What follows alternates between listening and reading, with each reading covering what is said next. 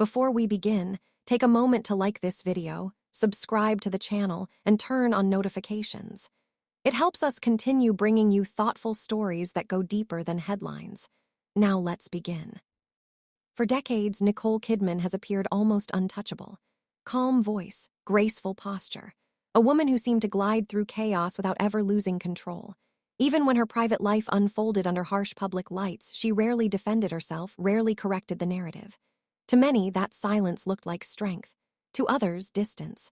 But silence, as Kidman has slowly revealed, was never peace. It was protection, and sometimes survival. Only recently has she begun to speak with a level of honesty that reshapes how we understand her choices, her endurance, and the emotional cost of staying composed while the world watched. Her life, long framed as a fairy tale, was never truly safe. It was carefully managed, deeply complicated, and often lonely in ways fame never shows.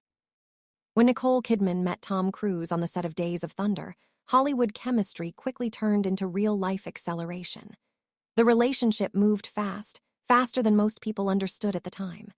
Within months, they were married, and almost instantly, Kidman was absorbed into one of the most powerful celebrity narratives of the era. To the public, they were perfection. To studios, financial security. To tabloids, untouchable royalty. But behind the image was a young woman still discovering who she was.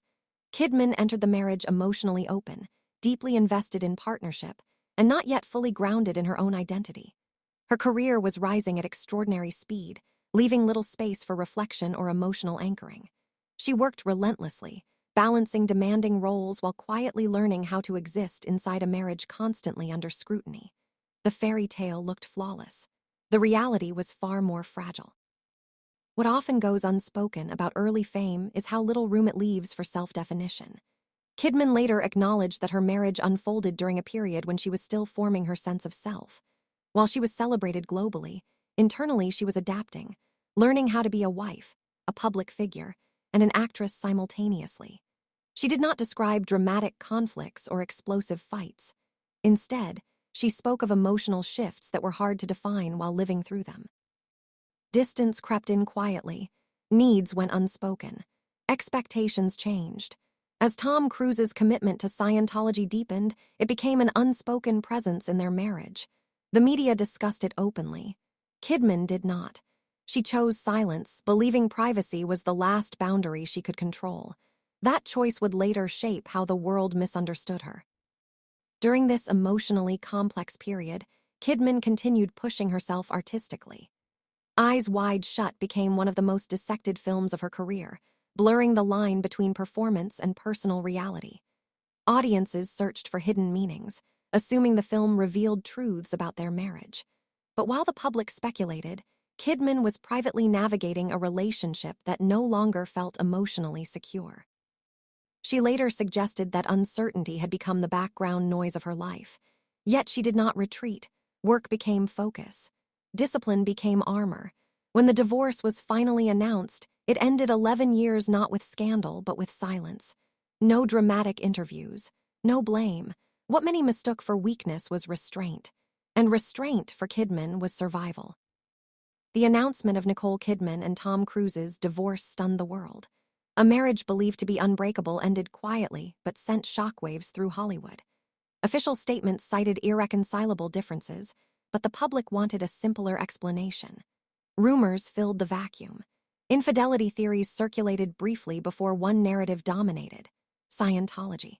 Cruise's deep involvement became the focus, while Kidman's refusal to comment only fueled speculation. She neither confirmed nor denied anything. What she later implied was not blame, but incompatibility. A marriage that could no longer function safely for both people. The lack of explanation frustrated the public, but Kidman stood firm. She understood that clarity does not always come from disclosure. Sometimes it comes from leaving. Then came the image that followed her for years. After finalizing divorce papers, Kidman was photographed leaving her lawyer's office, arms raised, face lifted, appearing almost airborne. The image spread instantly. To many, it looked like celebration. To others, cruelty. What few considered was what that moment truly represented. Kidman later explained it was not joy at another's pain, but physical release. Relief after sustained emotional pressure. The photograph captured the first unguarded moment she allowed herself. It was not triumph. It was survival breaking through restraint, yet the world framed it as mockery. Once again, silence allowed misunderstanding to take root.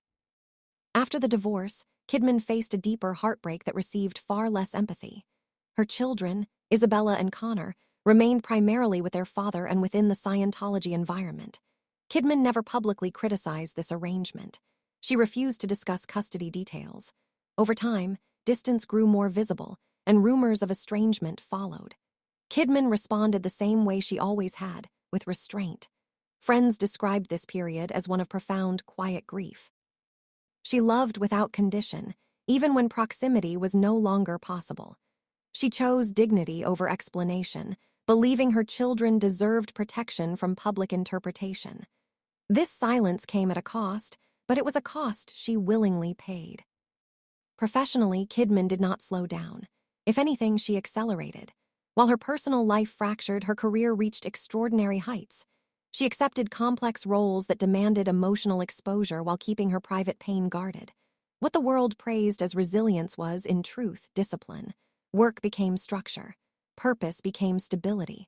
Standing still felt dangerous. Movement felt survivable. This pattern would repeat throughout her life. Long before public divorce, Kidman endured private loss. Early in her marriage, she suffered a miscarriage. She later described it as emotionally devastating.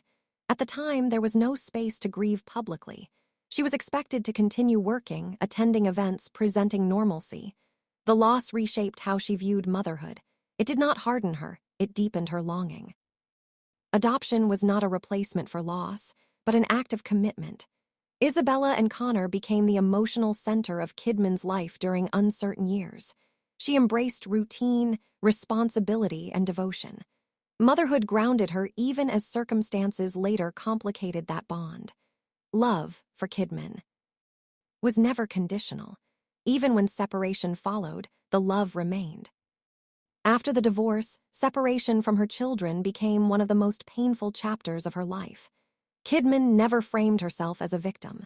She carried grief privately, choosing silence over public debate. That choice would define her public image for years. Years later, Kidman spoke about struggles rarely discussed openly. Breastfeeding difficulties left her terrified and questioning herself. Standing in the shower, she wondered what had gone wrong. Her sister's reassurance reminded her that strength often comes from support, not self-blame. Her fertility journey included an ectopic pregnancy and additional heartbreak. These losses reshaped her understanding of control. She could not dictate outcomes. She could only remain open to love. The birth of Sunday Rose brought joy after long uncertainty. Faith Margaret arrived later through surrogacy, a decision Kidman described with gratitude and humility. Motherhood, for her, became defined by devotion, not biologue. When Kidman met Keith Urban, the relationship unfolded quietly. No spectacle, no rush. She guarded her personal life intentionally, revealing only what felt safe. Shortly after their wedding, Urban entered rehab. For Kidman, it was another moment of uncertainty. She could have walked away. She chose to stay, not out of obligation, but clarity. Supporting Urban through recovery required patience and emotional labor. Kidman did not frame herself as a savior. She described love as commitment during unglamorous moments. Their marriage rejected fantasy. They built routines, protected privacy, and centered family over performance. Imperfection became honesty. Winning an Oscar should have felt like closure. Instead, it arrived during loneliness. After the ceremony, Kidman ate takeout on a hotel floor. Success did not equal shelter. She chose roles shaped by grief and endurance. Lion reflected maternal devotion. Big Little Lies explored silence and trauma she understood deeply. Paragraph 21. Public judgment again. Even acceptance speeches were dissected. Mentions of some children and not others sparked backlash. Nuance was ignored. Pain was simplified. Recently, Kidman admitted fear, not of failure but exposure. Watching her daughters step into visibility terrifies her. She knows the cost of fame. Paragraph 23. Advice to walk away. Her advice to her daughters was blunt. Disengage from online judgment. Walk away. Protect yourself. Fame without boundaries is dangerous. Kidman finally admitted that silence did not heal her. It helped her endure. Strength did not come from control. Happiness came from acceptance. So now that Nicole Kidman has spoken this honestly, do you see her life differently? Did silence protect her, or cost her more than we realized? Share your thoughts in the comments, and stay with us for more stories behind Hollywood's most carefully guarded lives.